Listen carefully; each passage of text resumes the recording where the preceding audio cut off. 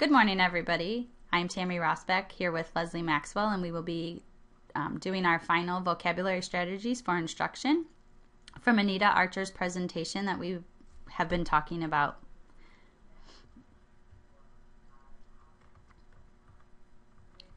These were some of the things that you wrote down on your KWL. Our knows, where children as a whole lack the extensive vocabulary, helps build background knowledge, easily taught orally, vocabulary and content area transcends across units, subjects, topics. Marzano's techniques, draw to make connections, student engagements, vocabulary walls, need to revisit often, and it's often time consuming.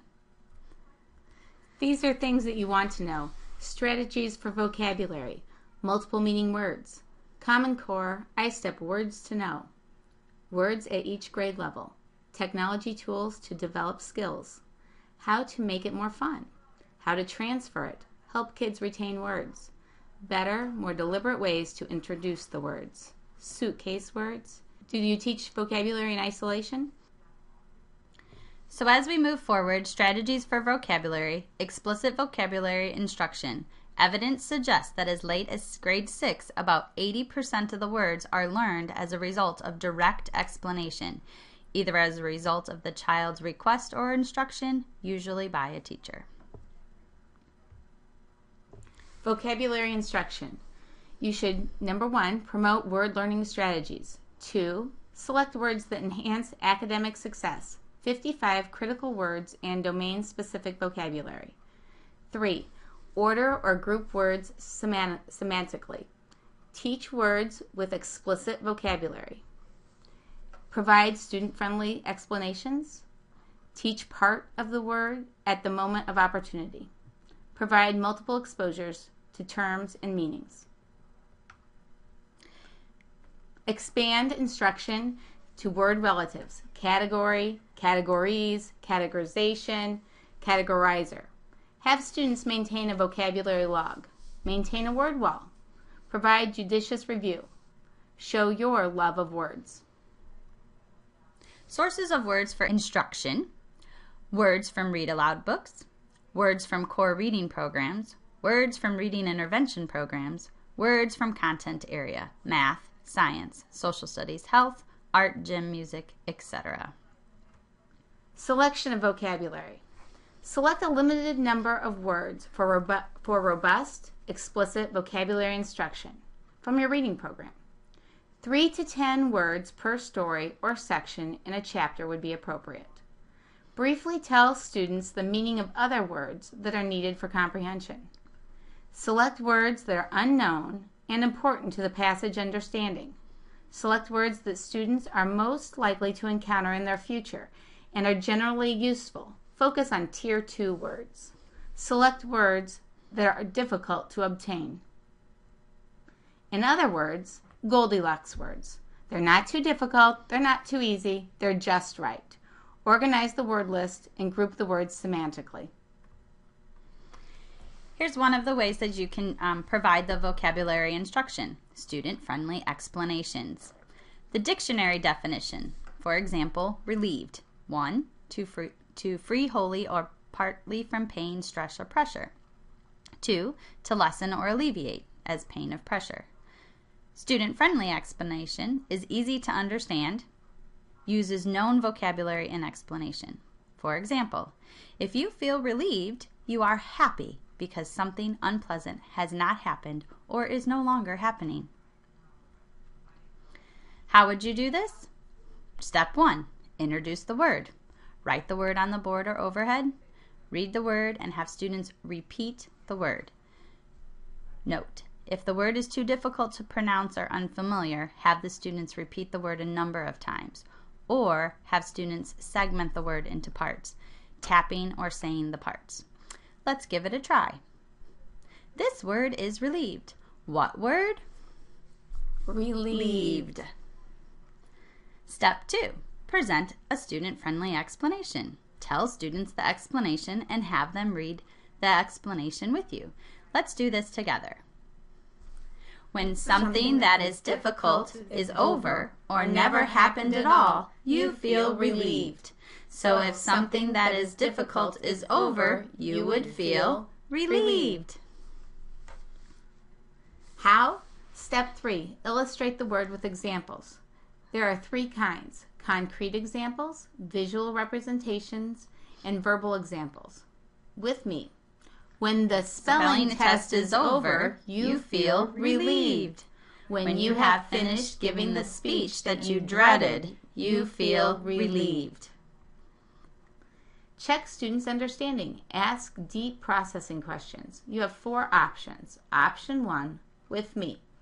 When the students lined up for morning recess, Jack said, "I am so relieved this morning is over." Why might Jack be relieved? When Ashley was told the soccer game had been canceled, she said, "I am relieved." Why might Ashley be relieved? Have students discern between examples and non-examples. Option 2, with me. If you were nervous singing in front of others, would you feel relieved when the concert was over? Yes. Why? If you loved singing to audiences, would you feel relieved when the concert was over? No. Why not? It was too difficult for you. Have students generate their own examples. Option 3. Tell your partner a time when you were relieved. Provide students with sentence starters. With me. Sometimes your teacher is relieved. Tell your partner when your teacher is relieved. Start your sentence by saying, "My teacher is relieved when..." Check in. Did the teacher introduce the word, present a student-friendly explanation, illustrate the word with examples, and check for students' understanding? You can always do this, so we'll practice a few more. Step 1. Introduce the word. This word is migrate. What word? Migrate. Present the student-friendly explanation. When birds or other animals move from one place to another at a certain time of the year, they migrate. So if birds move to a new place in the winter or spring, we say the birds migrate. Animals usually migrate to find warmer places to live or get food. Step 3. Illustrate with examples. Sandhill cranes fly from the north to the south so they can live in warmer places. Sandhill cranes migrate. The wildebeests in Africa move to a new place so they can find water and grass. Wildebeests migrate. Step 4. Check for understanding. Why might birds migrate? Tell your partner. The teacher monitors and coaches, calls on individuals after. Another example. First, you introduce the word. This word is abundant. What's the word? Abundant. Again, Abundant. abundant is an adjective. Then introduce the meaning of the word. When there is plenty of something, there is an Abundant amount. So if you have plenty of something, you have an amount that is abundant. Illustrate with examples. If you have lots of food in your house, you have Abundant. food.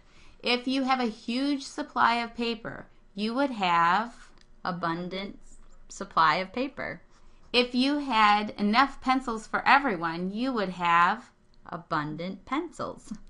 If you had more than enough money to live on, you would have Abundant money. Tell me if this would be abundant or not. Say abundant or not. If you had 2 pencils for the entire year. Not. If you had 40 pencils for the year. Abundant. If the class had 800 books. Abundant. If the class had 30 books. Not. If the family had enough food for one day. No. Importance of practice. If students are to retain vocabulary terms, practice is needed. Initial practice. Provide when words are initially introduced. Distributed practice. Short review sessions on subsequent days. Cumulative review. Planned, consistent review. Practice activities should be engaging and provide multiple exposures to words. Encourage deep processing of the word's meaning. These practices should be repeated over time so that they can be spent on the words, not on the task. Let's give it a try. This strategy is called yes, no, why. Could a disgusting enemy be horrible? And the students would answer yes, no, and then they'd have to explain why. Would you be relieved if you could concentrate on the test?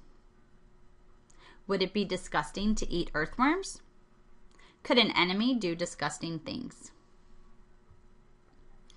This other activity is called sentence substitution.